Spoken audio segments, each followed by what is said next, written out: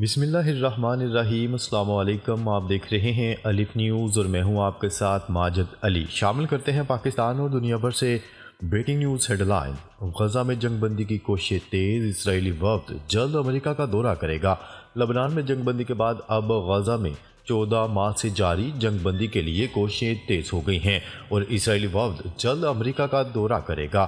Times of Israel کی report کے مطابق غزہ میں جنگ بندی کے معاملے پر پیش رفت کے لیے اسرائیلی وفد جلد امریکہ کا دورہ کرنے جا رہا ہے، جہاں وہ موجودہ صدر جو بائیڈن اور نو منتخب صدر ڈونلڈ ٹرمپ سے ملاقات کر کے جنگ بندی کے موضوع پر تبادلہ خیال کرے گا۔ تاہم امریکہ کی قومی سلامتی کے مشیر جیک سیلون کا کہنا تھا کہ امریکہ غزہ میں جنگ بندی اور یرغمالیوں کی رہائی کے لیے ایک سمجھوتے پر کام کر رہا ہے، لیکن ابھی یہ سمجھوتا ممکن نہیں ہو سکتا۔ دوسری جانب عالمی سطح پر بھی حماس اور اسرائیل کے درمیان جنگ بندی کی کوششیں جاری ہیں۔ ایرانی صدر اور عراق کی وزیر اعظم کے درمیان ٹیلی فونک رابطہ ہوا ہے، جس میں غزہ جنگ بندی سے متعلق تبادلہ خیال کیا گیا۔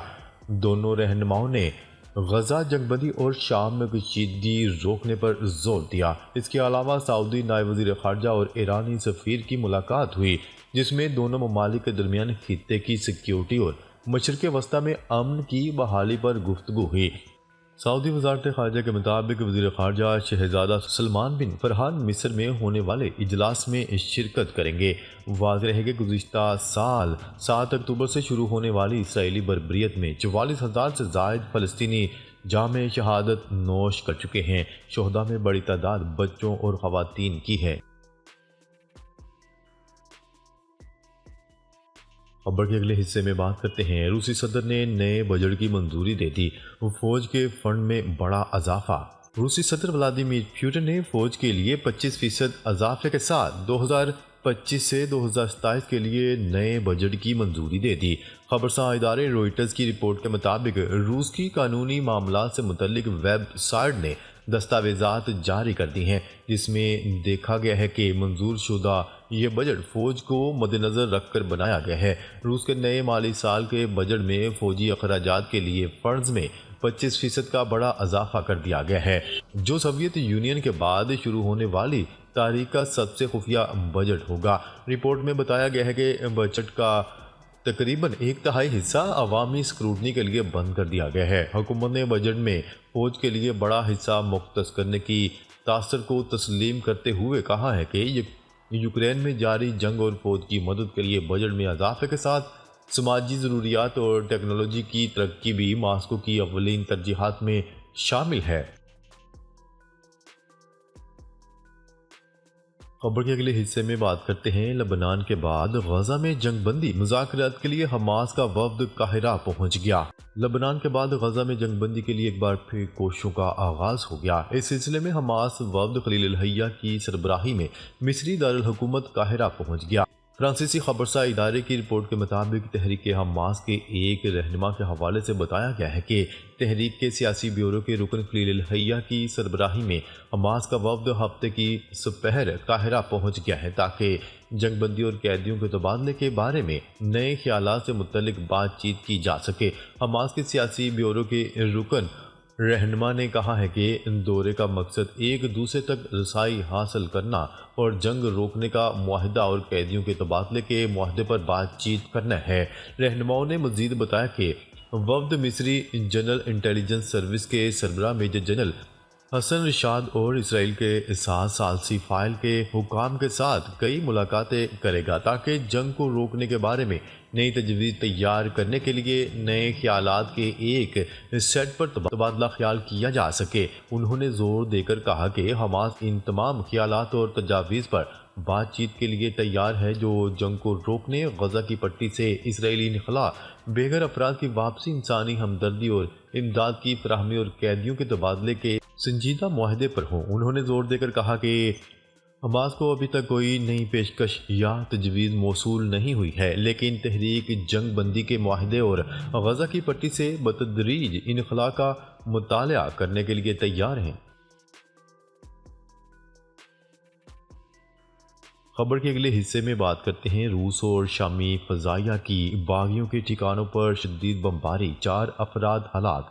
شام کے شہر عدلہ پر شامی صدر بشار الاسد کے مخالف باغیوں کے قبضہ کے بعد روس اور شامی فضائیہ نے باغیوں کے ٹھکانوں پر شدید بمباری کی، جس کے نتیجے میں 4 افراد ہلاک ہو گئے۔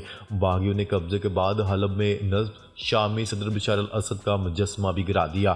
گزشتہ شام باغیوں نے شامی فوجی اڈے اور حلب ایئرپورٹ سمیت کئی اہم علاقوں پر قبضے کے بعد شامی فوج نے حلب اور حما سے عارضی انخلاء کا اعلان کر دیا تھا۔ ادھر ایرانی وزیر خارجہ عباس عراقچی صورتحال پر بات چیت کے لیے آج دمشق کا دورہ کر رہے ہیں۔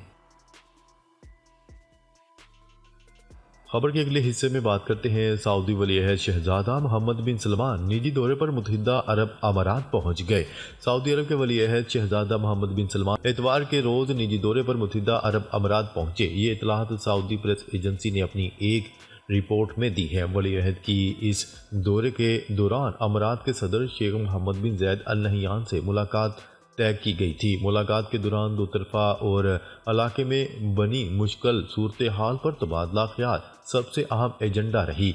علاوہ ازیں خطے میں امن و امان اور استحکام کے امور پر باہمی مشاورت کی گئی، جبکہ نئے بحران کا بھی جائزہ لیا گیا جو علاقے کی سلامتی کے لیے ایک چیلنج بن سکتا ہے۔ دونوں اعلیٰ عرب شخصیات نے اس موقع پر فلسطینی تنازعہ کے منصفانہ اور پائیدار امن و سلامتی کے ساتھ جامع حل کے لیے دو ریاستی حل پر بھی بات چیت کی۔ وہ اتوار کے روز اس سے پہلے کویت میں تھے، جہاں انہوں نے خلیج تعاون کونسل کے اجلاس میں شرکت کی۔ خبر کے اگلے حصے میں بات کرتے ہیں ایرانی صدر کی عالم اسلام سے اپیل، امریکہ اور صہیونی حکومت کو ناجائز فائدہ اٹھانے کی اجازت نہ دیں۔ ایران کے صدر مسعود پزشکیان نے شام کی تازہ ترین صورتحال کا ذکر کرتے ہوئے اسلامی ممالک سے مطالبہ کیا ہے کہ وہ ممالک کے اندرونی خلفشاری سے امریکی اور صہیونی حکومت کو ناجائز فائدہ اٹھانے کی اجازت نہ دیں اور علاقے میں مزید بحرانوں کا سدباب کریں۔ صدر مسعود پزشکیان نے حکومت اور پارلیمان کے مشترکہ اجلاس کے بعد میڈیا سے گفتگو کرتے ہوئے بعض خارجی مسائل کا ذکر کیا۔ ان کا کہنا تھا کہ ایران کبھی اس بات کا خواہاں نہیں رہا کہ جنگ و خون ریزی کا دائرہ بڑھے۔ صدر ایران نے یہ بات زور دے کر کہی، جو ممالک دنیا میں انسانی حقوق کا ڈھنڈورا پیٹتے ہیں وہی در حقیقت میں علاقے میں جنگ و خون ریزی کی حمایت کر کے بے گناہوں کا خون بہاتے ہیں۔ صدر پزشکیان نے واضح کیا ہے کہ ایران نے کبھی کسی دوسرے ملک کی سرحدوں کی جانب لالچی نظروں سے نہیں دیکھا اور وہ ہمیشہ اس بات کا قائل رہا ہے کہ مسائل کو گفتگو کے ذریعے حل کیا جا سکے۔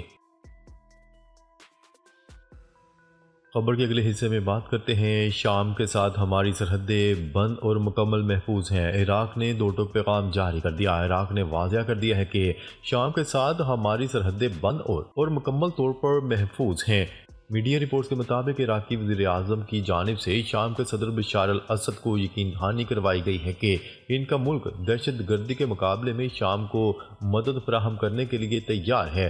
عراقی فورسز نے اس بات پر بھی زور دیا کہ دونوں ممالک کے درمیان پرامن سرحد محفوظ ہے، جبکہ عراق میں جوائنٹ آپریشن کے ڈپٹی کمانڈر نے پڑوسی ملک شام میں رونما ہونے والے واقعات کے پیش نظر سرحد کو مکمل طور پر بند کرنے کا اعلان کر دیا۔ دوسری جانب شام کی وزارت دفاع نے تصدیق کی ہے کہ وہ تمام علاقوں کو دوبارہ حاصل کرنے اور انہیں دہشت گردوں سے آزاد کرانے کے لیے جلد ہی جوابی کارروائی کی تیاری کر رہے ہیں۔ خبر کے اگلے حصے میں بات کرتے ہیں سمندری طوفان نے بھارت اور سری لنکا میں تباہی مچا دی۔